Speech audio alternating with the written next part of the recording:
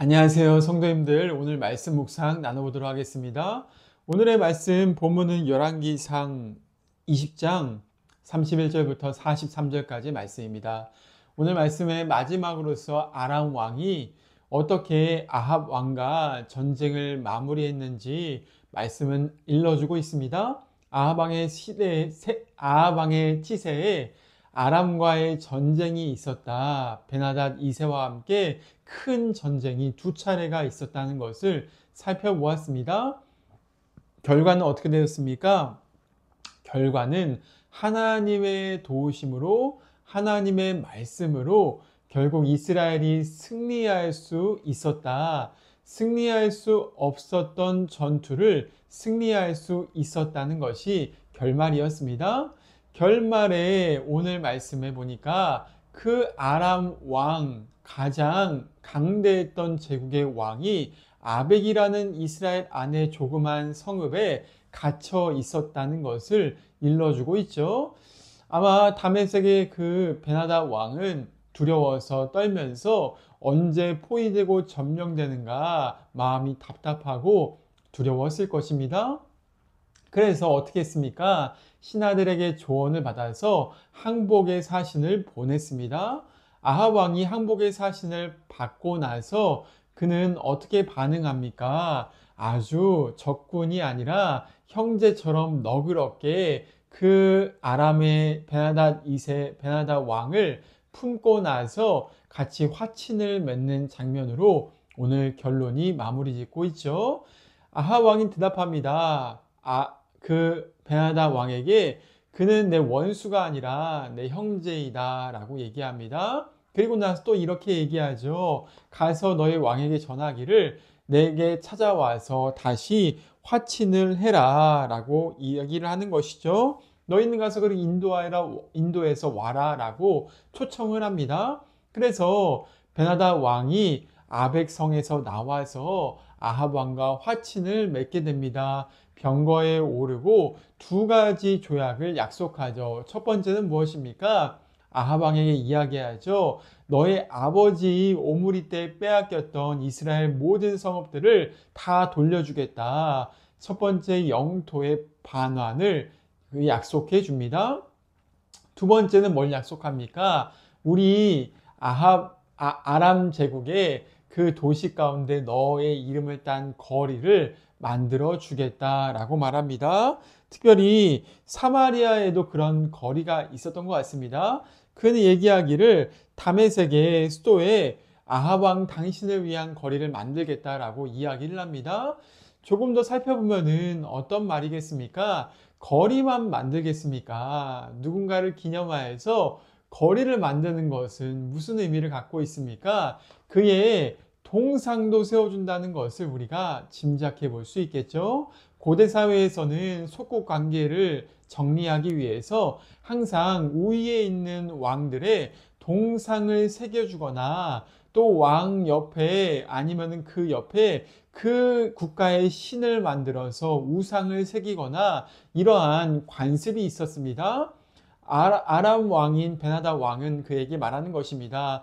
우리 다메섹에 아합 왕 당신의 동상을 세워주겠다라고 이야기를 하는 것이죠. 아합 왕은 이 모든 것을 듣고 나서 기분이 좋아서 그렇게 합시다라고 화친을 맺으면서 오늘 전쟁의 끝이 나고 있습니다. 이 아름다운 결말, 이스라엘 영토도 빼앗고 아합 왕의 동상도 세우고 얼마나 아름다운 결말로 끝났습니까? 라고 말하면 좋겠지만은 그렇지 않습니다. 결과가 어땠습니까? 결과는 갑자기 하나님의 사람 선지자가 튀어나와서 아합 왕을 책망하고 아합 왕에게 하나님의 심판의 말씀을 전하는 것으로 끝이 나게 되죠.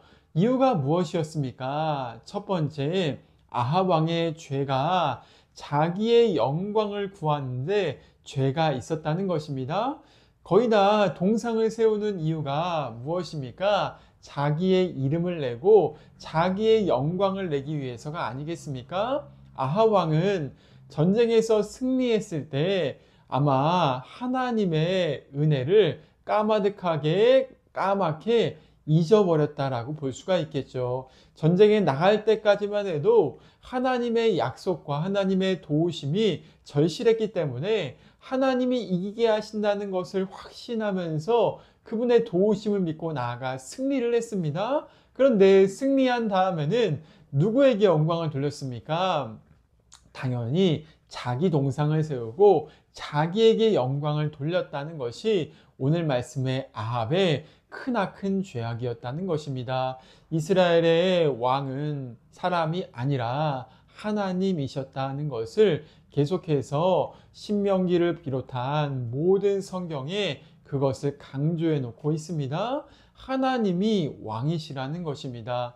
사람이 왕이 아니라 하나님이 국가를 통치하시고 하나님의 말씀대로 이루어지며 승리 이후에 하나님께 예배함으로 하나님께 영광을 돌려야 된다. 이것이 이스라엘의 그 뿌리 깊은 전통이고 하나님의 백성들의 의무이지 않습니까? 아합 왕은 그것을 깨트려 버렸으며 자기에게 영광을 돌리기 시작했다. 바알 숭배로 모자라서 이제는 자기 우상까지 자기 신상까지 세우기 시작했다. 크나큰 죄악을 보여주고 있습니다. 두 번째 죄악은 무엇이었습니까?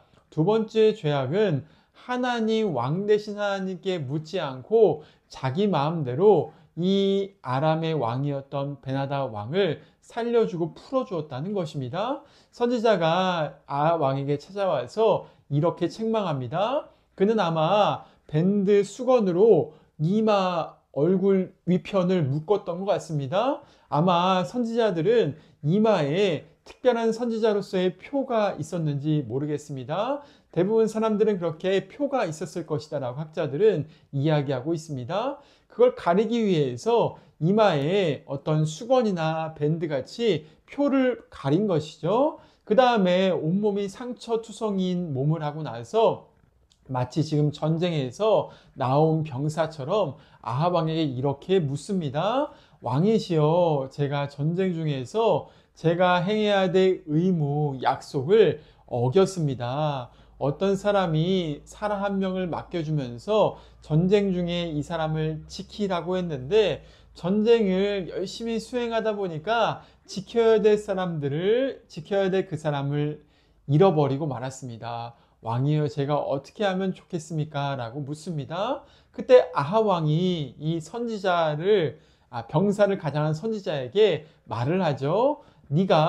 네 잘못이니까 네가 책임져야 된다. 한 사람 목숨값인 은 한 세계를 너가 지키겠다고 약조한 사람한테 되돌려 주어라 라고 말을 합니다. 그때 어떻게 했습니까? 선지자가 자기를 묶고 있던 수건을 풀읍니다. 그 다음에 이야기합니다. 당신도 당신이 지켜야 될 사람의 목숨을 풀어주었으니까 당신이 이제는 죄값을 당해라 라고 말하죠.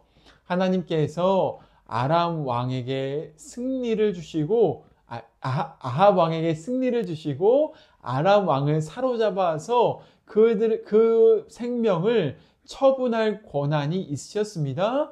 그런데 아합은 묻지 않고 자기 마음대로 죽이든 살리든 마음대로 풀어주면서 하나님의 뜻을 구하지 않죠. 그러니까 하나님께서 뭐라고 말씀하십니까? 네가 네 마음대로 풀어주었으니까, 죽어야 될 그 왕을 풀어주었으니까 네가 그 자리에서 심판을 당해라 라고 그렇게 심판을 선언하시는 것이 오늘 말씀의 결론으로 등장하죠. 얼마나 두렵고 무서운 말씀입니까? 아합 왕은 자기가 져야 될 그 의무, 하나님께 물어야 될 포로의 처우를 물어야 될 의무를 저버린 것입니다. 우리 삶에 하나님께서 이렇게 말씀하실 때가 있으실 수 있겠죠. 너는 네 삶의 주인이 아니라 청직이다 라고 물으시겠죠. 실제로 그렇지 않습니까? 우리가 일상을 살아가는 동안에 하나님께 빌리지 않은 것은 아무것도 없습니다. 내 것이라고 다 착각하고 살고 있는 것이죠. 시간도 내 거, 생명도 내 거, 돈도 내 거, 집도 내 거, 그리고 모든 것도 내 거라고 착각하면서 그렇게 삽니다. 그 다음에 내 맘대로 다 그걸 사용한 다음에 죽어서 하나님 앞에 서게 되겠죠. 하나님께서 그때 청지기로서의 우리의 삶을 물으실 것입니다. 나를 위해서 어떻게 사용했느냐라고 물으시겠죠. 사용하지 않고 묻지 않고 내 맘대로 다 했다면은 그것에 대한 책임은 우리에게 있을 수밖에 없는 것입니다. 또한 그리스도인인 우리는 성경이 뭐라고 말합니까? 너의 영혼이 죽어야 될 영혼인데 예수님의 십자가의 피를 통하여서 그분의 값을 지불하신 십자가의 은혜를 통해서 값을 지불하신 대속의 은혜를 통하여서 이제는 하나님의 것으로 사게 되었다. 값을 주고 하나님의 것이 되었다라고 말하고 있습니다. 그리스도인들은 더 이상 자신의 것이 자기 것이 아니라는 것이죠. 나를 값주고 사신 지옥에서부터 천국으로 나를 값주고 사신 예수님의 십자가의 피값을 통하여서 이제는 예수님의 것이 되었다라고 말하는 것이 복음인 것입니다. 이것은 내 마음 가운데 짐이나 올무가 아니라 기쁨으로 하나님의 것이 되어서 하나님의 영광을 위해 살 수 있는 은혜의 길이 열렸다는 것입니다. 이러한 은혜의 복음이 정말 믿어지는 사람들은 더 이상 내 인생이 내 것이 아니라는 것을 알게 됩니다. 그리고 나서 어떻게 합니까? 주님이 나를 천국 백성으로 사셨으니까 주님의 뜻을 물으면서 주님을 기쁘시게 하기 위해 살아야겠다라는 마음이 마음속에서부터 들기 시작하는 것이죠. 이러한 청지기 의식을 가진 사람, 이것이 그리스도인의 삶의 본분이며 우리가 오늘도 하루하루 살아가는 동안에 주님을 어떻게 기쁘시게 할까라는 것을 물을 필요가 있다. 오늘 아합의 본문은 우리를 향하여서 그것을 묵상하게 해주고 있습니다. 오늘 하루의 삶 가운데 우리의 삶의 목표와 목적이 어디에 있습니까? 아무것도 하나님께 묻지 않고 내 맘대로 하는 그러한 죄인의 습성을 따라서 살아간다면은 아합처럼 어리석은 자가 아닐 수가 없는 것입니다. 오늘도 주님께 기쁨으로 삶의 구원의 감격으로 물으시면서 주님이 기뻐하신 것은 무엇일까? 라고 우리가 다시 한번 그렇게 주님께 나아가기 시작한다면은 주님은 우리 가운데 놀라우신 은혜와 복과 하나님의 인도하심을 충만하게 비추어 주시고 이끌어 주실 것입니다. 오늘도 그러한 삶의 은혜가 우리 가운데 저와 성도님들 가운데 넘쳐나게 되기를 간절히 소원합니다. 함께 기도하시겠습니다.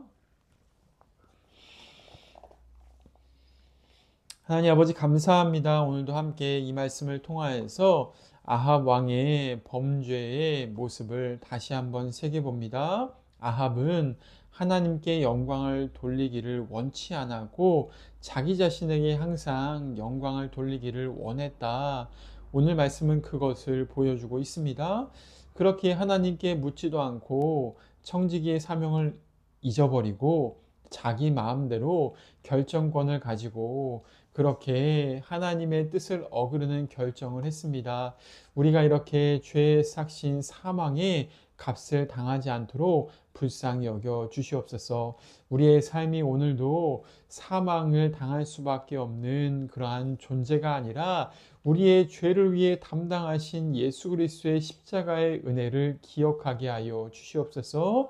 그리하여서 내가 나의 것이 아니라 십자가 지셔서 천국 백성 만들어주신 그 예수님의 것임을 기억하게 하시고 오늘도 그분의 은혜를 따라서 주님을 기쁘시게 하는 삶이 될 수 있기를 간절히 원합니다. 값을 주고 사신 바 되었으니 하나님께 영광을 돌리는 그런 삶을 살 수 있는 은혜가 열려질 수 있도록 주님 우리 삶 가운데 일하여 주시옵소서. 주님의 은혜에 붙들려서 하나님을 기쁘시게 하는 삶이 되기를 간절히 기도하며 주님께 우리의 삶을 맡겨드립니다. 감사드리며 예수님의 이름으로 기도드립니다. 아멘. 오늘 하루도 평안하세요.